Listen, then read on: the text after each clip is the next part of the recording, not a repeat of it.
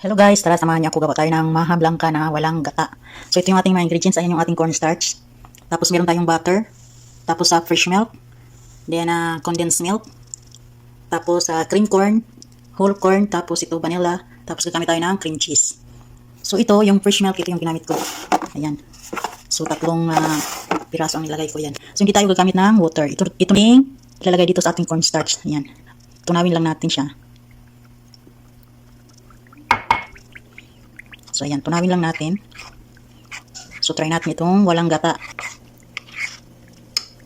So, ayan, dito sa ating kawali, ilagay natin yung ating whole corn. Tapos, itong cream corn, paghalu-haluin na natin. Tapos, itong tinunaw natin na cornstarch. Bakit pa kung naglagay sa mangkok, ay pwede naman pala isabay dyan. Aksaya lang sa ugasin. Di bali yan dyan na. So, halu-haluin.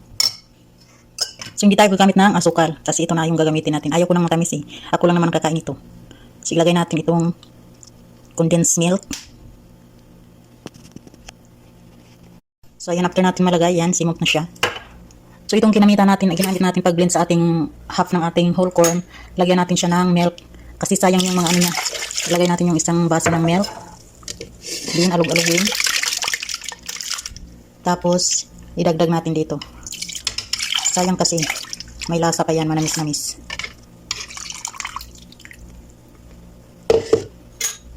So, ayan, halu-haluin. So, idagdag na din natin itong ating isang baso ng gatas.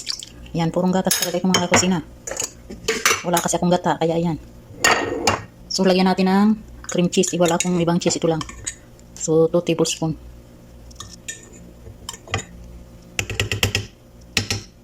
Dagdagan natin. Ayan. Tapos lagyan natin siya ng vanilla. Para mabango. So, halu-haluin. So, ang butter ay mamaya na natin yan ilagay pag malapit na siyang maluto.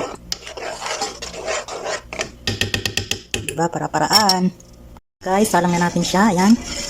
Continuous lang ang ating paghalo kasi baka manipit sa ilalim. Para maiwasan yung dikit sa ilalim, huwag natin tigilan ang paghalo hanggang na maluto siya. So, mahinang apoy lang siya guys. Huwag niyong biglain ang apoy. Dahan-dahan lang para maluto yung ating cornstarch. Ayan. So, halo-halo lang. Tsaga-tsaga lang. Nag-crave kasi ako sa maha, kaya nagluto tayo kahit walang gata. Purong gatas lang.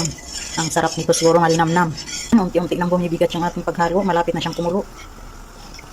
Ayan guys, lumapot na siya. Kaya huwag natin madaliin para maganda yung resulta ng ating maha. Continuous lang ang ating paghalo. So, ayan, ilagay na natin ang butter.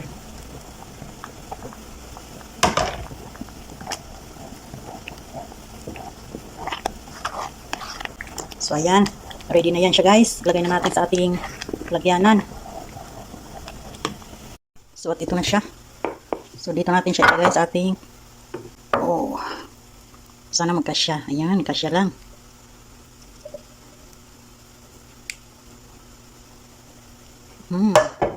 So, ayan, hintayin lang natin siya na lumamig bago natin siya ilagay sa fridge. Ayan. So, ayan na, ilagay natin itong ating tinira ko na whole corn para sa ating toppings. Ayan. So, ayan, palamigin lang natin siya para perfect yung resulta. So, balikan natin pag malamig na, ilagay natin siya sa fridge. So, ayan, ito na guys, yung ating maha blanca na walang gata. Ayan, nilagyan ko siya ng foil para yung ano niya, yung pawis ng sakit, hindi malagay sa ating maha. Ay, nilagyan ng kutsara, ayan na siya, wow. Tikiman na.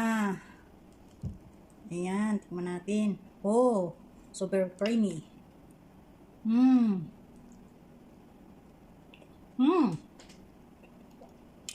Ang sarap.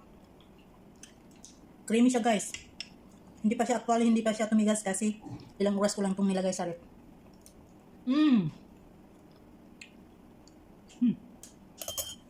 Sarap. Try nyo rin.